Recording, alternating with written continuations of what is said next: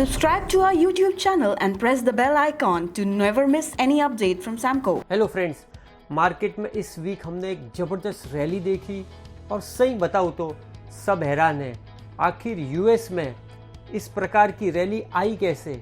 वहाँ आपने देखा होगा बिडेन साहब की जो मार्जिन ऑफ विक्ट्री है वो काफ़ी कम है।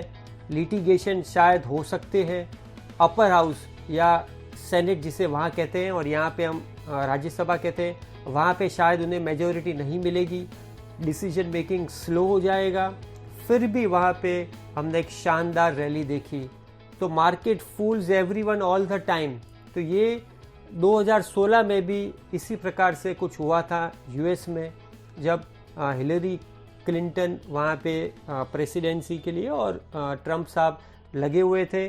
तो वहाँ पे भी ये उम्मीद थी कि अगर ट्रंप साहब आएंगे तो मार्केट गिरेगा और हिलरी क्लिंटन आएंगी तो स्टॉक मार्केट काफ़ी नई ऊंचाई पे जाएगी। लेकिन 2016 में एक्चुअल रिजल्ट्स से बिल्कुल विपरीत हुआ। ट्रंप साहब जब आए तो मार्केट भले एक दिन गिरा, लेकिन फिर उसके बाद शानदार रैली हमने मार्केट में देखी और डाउ जोन्स 18,000 से 19,000 20,000 कुछ ही हफ्तों में हो गया था।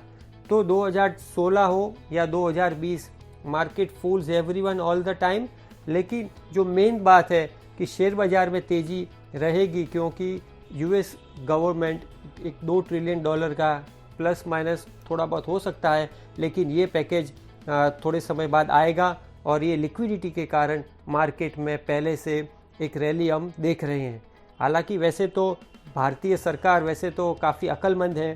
उन्होंने तो सिर्फ जो पैकेज दिया था 3 महीने पहले वो 2 से 3% ऑफ जीडीपी का ही दिया था, और बाकी कई देशों में और अब यूएस जो 2 ट्रिलियन देने जाएगा तो ओवरऑल मोटा मोटी 10 से 12% ऑफ जीडीपी का खर्च वहाँ की सरकार उठा रही है प्री कोविड लेवल्स पे आने के लिए। लेकिन भारत में हम देखते हैं कि diesel consumption, GST collection, real estate construction activity, ये सारे के सारे प्री कोविड लेवल्स पर आ चुके हैं।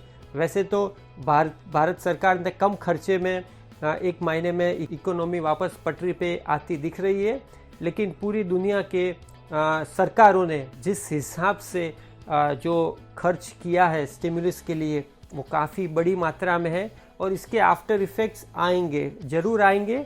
लेकिन अब तक के लिए ये पार्टी चल रही है, लिक्विडिटी है, इसलिए शेयर बाज़ार और गोल्ड, सिल्वर, रियल एस्टेट यहाँ पे सब जगह तेज़ी रहेगी। तो आप इस राइड को एंजॉय कीजिए। स्टॉक स्पेसिफिक आइडिया के लिए आइए मेरी कलीग निराली शाह के पास चलते हैं। ओवर टू निराली, थैंक यू। हेलो दोस्तों, आज का हमारा पहला स्टॉक आइडिया है आईजीएल।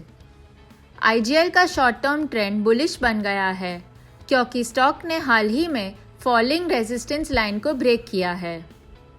फरवरी से स्टॉक करेक्शन फेज में था और अभी आईजीएल ने अपने कंसोलिडेशन रेंज से ब्रेकआउट दिया है।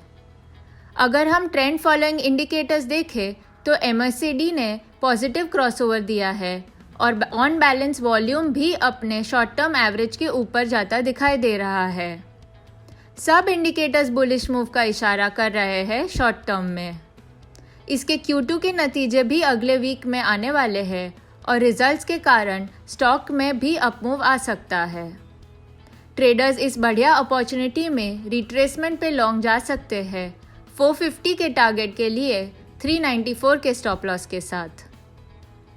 हमारा दूसरा शॉर्टिंग कॉल है आईसीआईसीआई बैंक।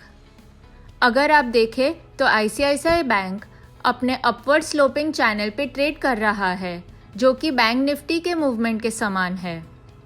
पर बैंकिंग स्टॉक्स और बैंक निफ्टी का रिलेटिव परफॉर्मेंस काफ़ी लो है। आईसीआईसीआई अभी अपर एंड ऑफ द चैनल में ट्रेड कर रहा है, जहां मजबूत रेजिस्टेंस है। आरएसआई और स्टॉकेस्टिक जैसे मोमेंटम इंडिकेटर्स भी ओवरबॉट जोन में है और शॉर्ट टर्म बेरिश रिवर्सल का सिग्नल दे रहे हैं। 430 लेवल्स के नीचे कंफर्मेशन आ सकता है, तब ट्रेडर्स शॉर्ट पोजीशन ले सकते हैं 400 के टारगेट के लिए 450 के स्टॉप लॉस के साथ। अगर आपकी कोई क्वेरी है तो आप कमेंट कीजिए, हम ज़रूर उसका जवाब देंगे। Thank you.